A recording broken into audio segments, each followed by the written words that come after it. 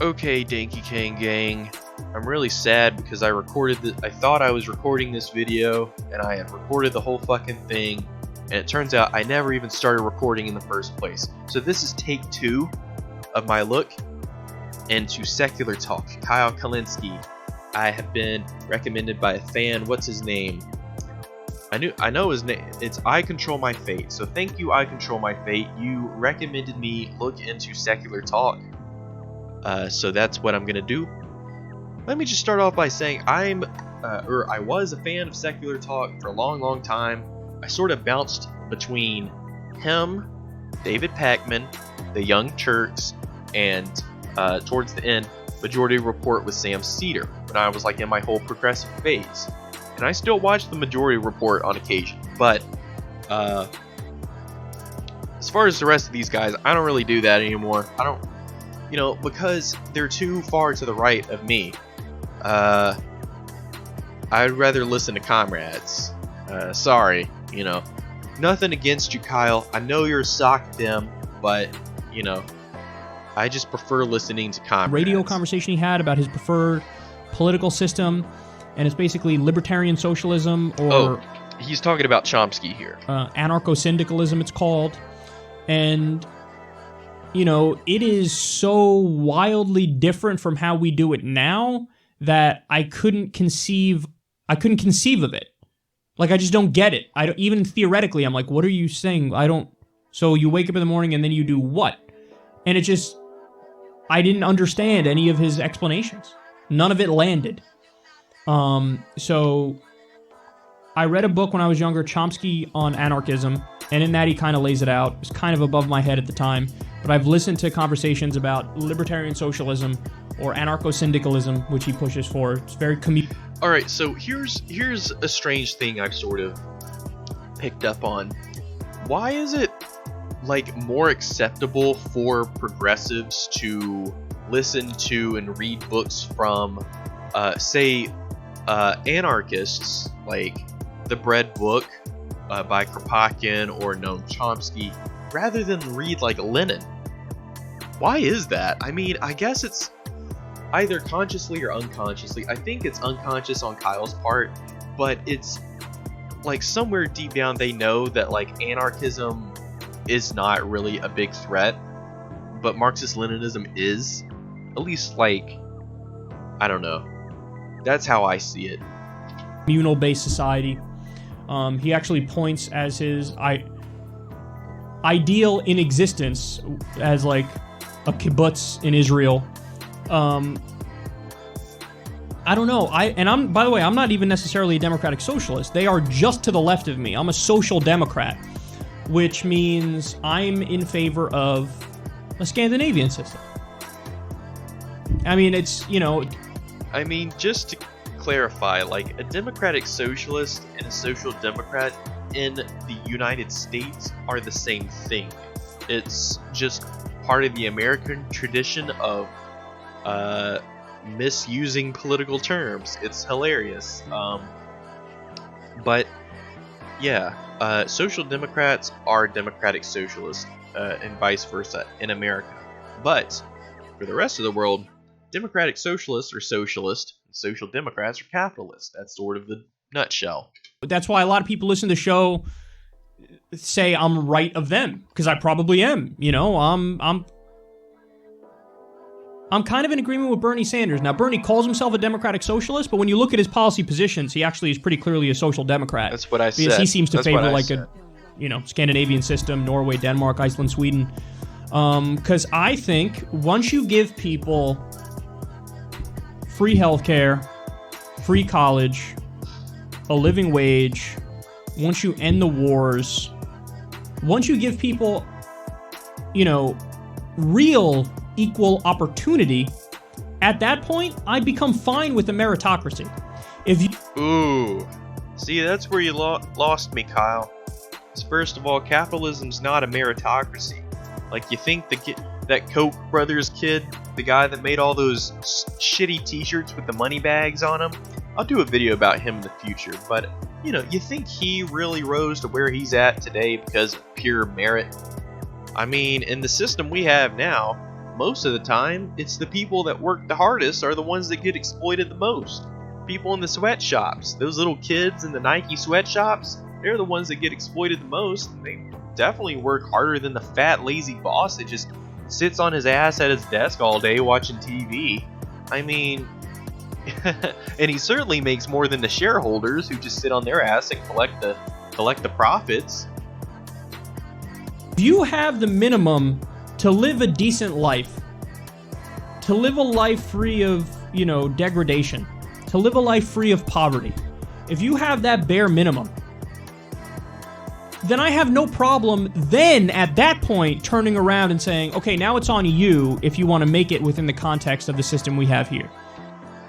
Alright, but my whole problem with that is that why should we settle with just giving people the bare minimum when we have more than what we need to produce we have more than what we need to produce all of the commodities that everybody could ever use. I'm talking about super abundance, people. I'm talking about, like, we have the industrial capacity and the technological capacity to produce the goods and services that anybody could need forever. Alright? We really, really could. The only constraint here is that in the capitalist system, we don't make commodities for the intended use of those commodities. We make commodities to sell them on the marketplace for profit. This is why we have things like the seasonal phones. Once you buy a phone, it usually breaks down or bricks within a few years, and then you have to upgrade to the next one, then you have to upgrade to the next one, then you have to upgrade to the next one. You can look at things like, and I don't mean to harp on this, but the fidget spinner phenomenon. I mean, nobody needs a fidget spinner. They're cool. I have a fidget spinner. I mean, I have anxiety. I like to spin it around sometimes. It's calming. It's cool. But nobody needs a fidget spinner. It doesn't have any kind of like practical purpose, except for, like calming anxiety. But all that said, it's in this sort of capitalist society, goods are produced to be sold. They're not produced to be used. And so this is how we wind up with so much junk in landfills. But I'm kind of going off topic here. But all that is to say, we can have everything given to us. We can make it ourselves. That's the very nature of socialism. Everybody gives what they can and takes what they need. That we've set up. So a mixed market system is, I like the idea of a meritocracy in that the harder you work, the further you go. But only if you have the bare minimums met, which I think includes, there should be unions that fight for workers. There should be a living wage. There should be free college and free healthcare and, even daycare and universal insurance. Certain things should be off the table, but once you get those things off the table, yes, I'm not 100% anti-capitalist. I think there is something about that kind of system where the harder you work, the further you go conforms with human nature. But see, that it's not like that, though. It's not the harder you work, the farther you go. I mean, I look at people like my dad who worked for the same company for like 25 years, and he gets absolutely no recognition from management of his achievements, what he's done, everything he sacrificed. And he sacrificed a lot. He sacrificed his health, and it's not a meritocracy. It's not in any way a meritocracy, Kyle, because the people who work the hardest are the ones that get exploited the most. You don't get rewarded for working harder. You get, if anything, they know that you're just a pack mule, and so they'll put more and more and more on you. The people at the very top are the lazy bastards that don't do anything, and they reap tons of profits. And you want to feel like there's a little bit of competition going on, and you're going to be better than the next person, and you can beat the next person, and that. But Kyle, it's not competition. It's not competition. It's exploitation. It's how do I make sure that my competitor gets out of business? How do I corner this market? How do I screw over all of his employees? How do I undercut him? How do I undercut my employees, pay them the least I can to do the most amount of work under the cheapest conditions? That's the mindset of a capitalist. It's an exploitation mindset. You don't think that exploitation plays a key role in the competition? You're crazy, Kyle. Is an incentive to push and go further. And there is some... It's a slavery system. How is it any different from fucking slavery, Kyle? How's it any different? Because you have the boss hanging that pink slip over your head saying you better come to work every single fucking day and do what I say or you're fired, buddy. Here in the state of Tennessee, we don't have unions. We have a few unions, but we don't have nearly enough. And you pretty much have to go to your boss. There's no collective bargaining. You have to go to your boss and be like, hey, sir, I'm having really bad mental health problems. I'm under a lot of stress. I really just need some time off, paid sick leave. The boss is going to laugh you out of his office and probably threaten to fire you. So, that's the quote-unquote meritocracy that Kyle likes. That's the feeling of achievement. It's like that Reddit comment that EA left. It gives you a sense of pride and accomplishment. Just, getting completely butt-fucked by your boss every single day and licking his boots shiny clean. Something about the market system in certain industries that makes sense, where you try to create the best product at the cheapest cost. And, the example I always use is look at the cars that came out of the Soviet Union versus the cars that come out of the U.S. Okay, Kyle. I mean, you got me. It's time to burn my books. It's time to burn my books on Lenin. It's time to burn all my books. It's time to delete my channel because the Soviet Union had worse cars than the U.S. I mean, let's ignore the fact that they were dealing with imperialism. They were dealing with sanctions. They bore the brunt of Nazi Germany's wrath in World War II, and had to rebuild after that. And keep in mind, they didn't get any help from the Marshall Plan. The Eastern Bloc countries didn't get aid from the Marshall Plan, so yeah, they got fucked over. So, you want to talk about the cars. In a capitalist system, you define yourself in some guy. It's like American Psycho. You define yourself by what you have. You differentiate yourself from everybody else by the commodities that you own, what you consume. Ooh, I drive this car. I wear this brand of clothes. I smell like this brand of cologne.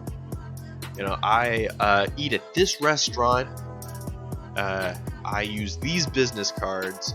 That is the capitalist consumerist mindset. That's how you differentiate yourself. That's why I love American Psycho so much. It's one of my favorite movies. I'll do an analysis of that later on.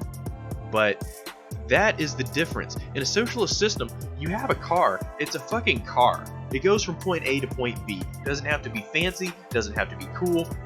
It's not trying to sell itself on the market, Kyle. It's not trying to say, like, ooh, you better buy me instead of buying this brand of car or this brand of car. Because in a socialist society, you don't have to fucking worry about what brand of car you drive. And even if they were shittier, I'm sure people didn't really mind because at least they lived in a system where they weren't fucking exploited like dogs every single day. Now, despite what the Western media likes to say about the USSR.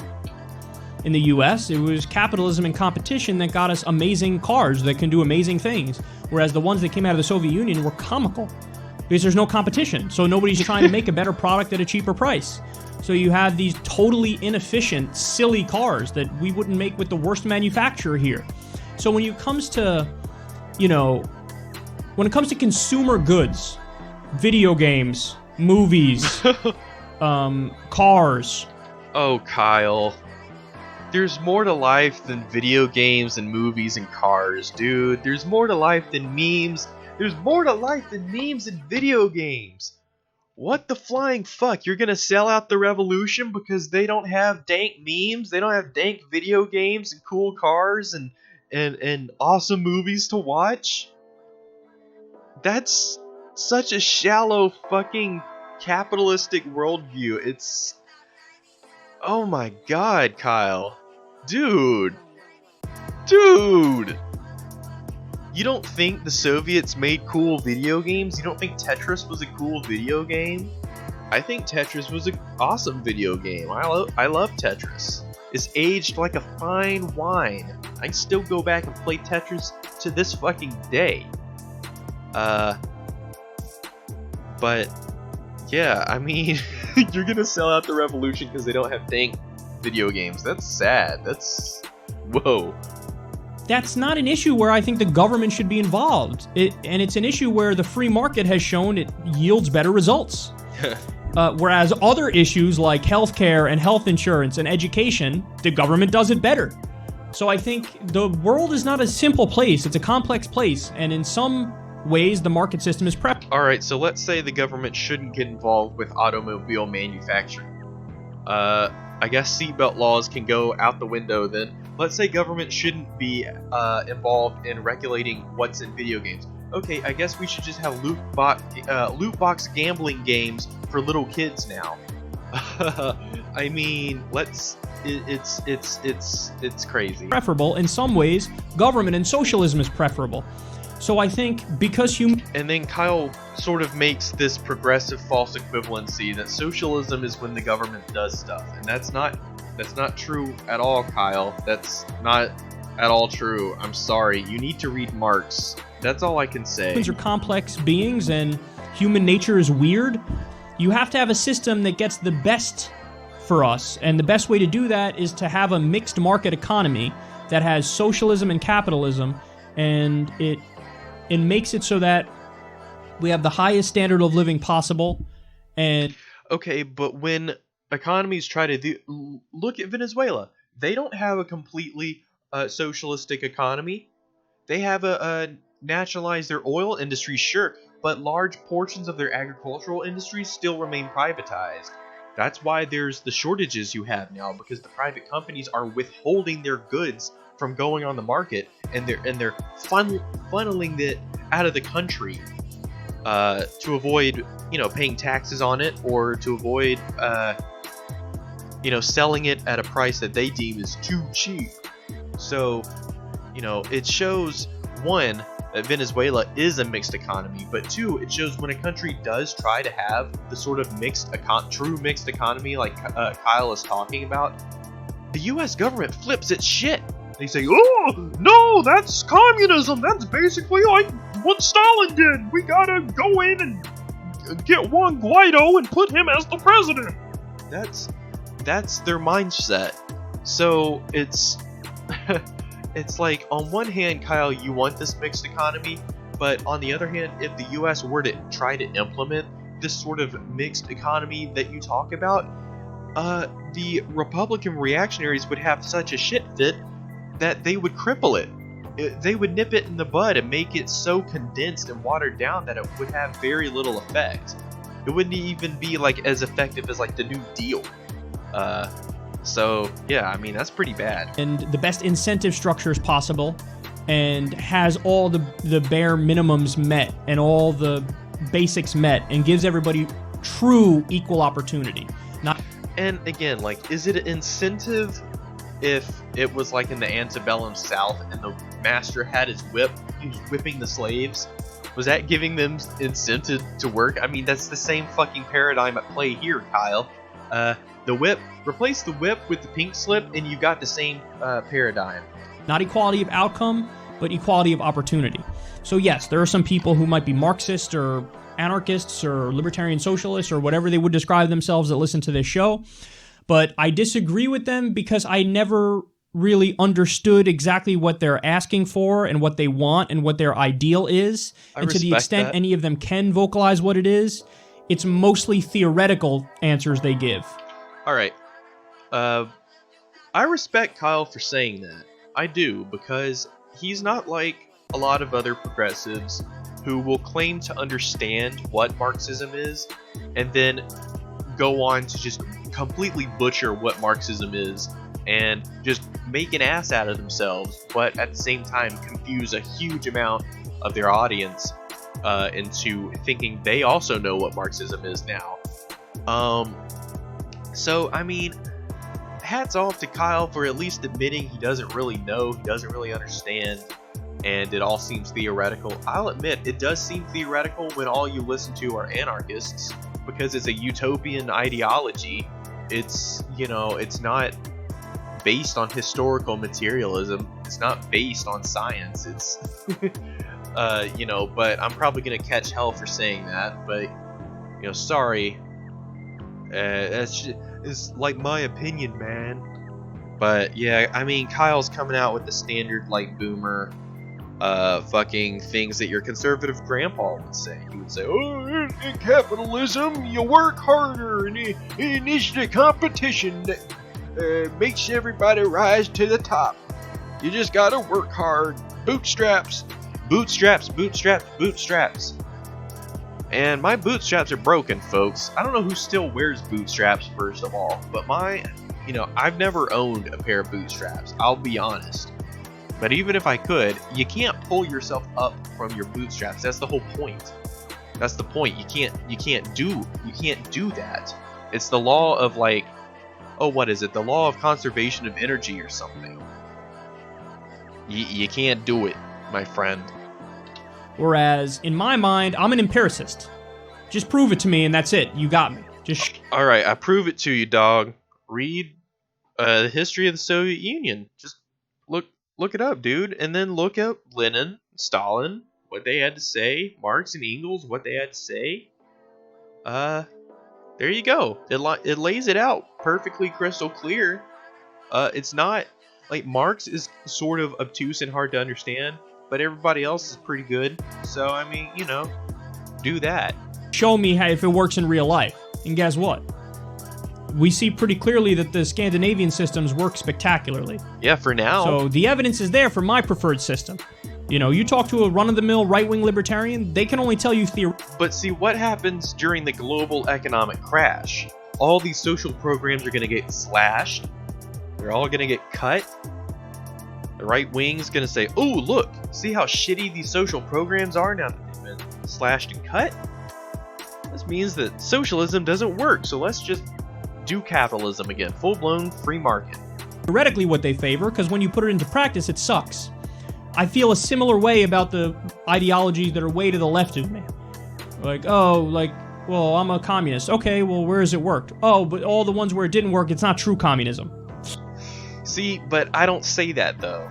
Like, I don't say that the USSR wasn't true communism. I don't say that, like... I don't say that because it's not true. Only anarchists say that. Only people like anarchists and Trotskyists and left comms say that. But, like, real Marxists don't fucking say that, so... yeah, I mean, you're gonna hear bullshit from the people that aren't Marxist because they're not Marxist. Like, maybe don't, you know, maybe hear what a Marxist has to say about Marxism instead of listening to what, like, an anarchist says. That sounds a lot to me like the people on the right-wing libertarians who say, oh, that's not true capitalism, where all these horrific places that are purely capitalist and they fail, they go, no, it failed because it wasn't purely capitalist. Right. Yeah, it's always the dodge, right? It's not true capitalism. It's not true communism. That's not true Islam. It's always, oh, no, it's not true this or that. Well, I don't need to dodge or make, you know. I mean, I'd argue the merits of the Soviet Union system with you all day. I mean, I'm still learning about it, but I've learned enough to know it was a hell of a lot better than the bullshit system we have here. No.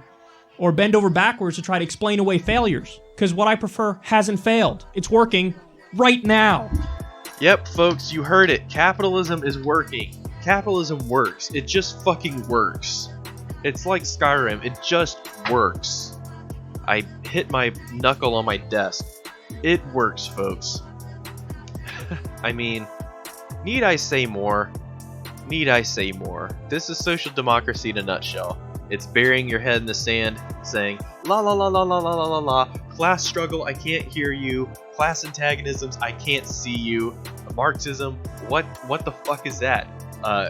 You know, historical materialism, what the fuck is that? A class-based analysis of society, what the fuck is this? It's, you know, it's I'm just gonna bury my head in the sand, kiss Bernie Sanders' ass, and just mixed economy, dude.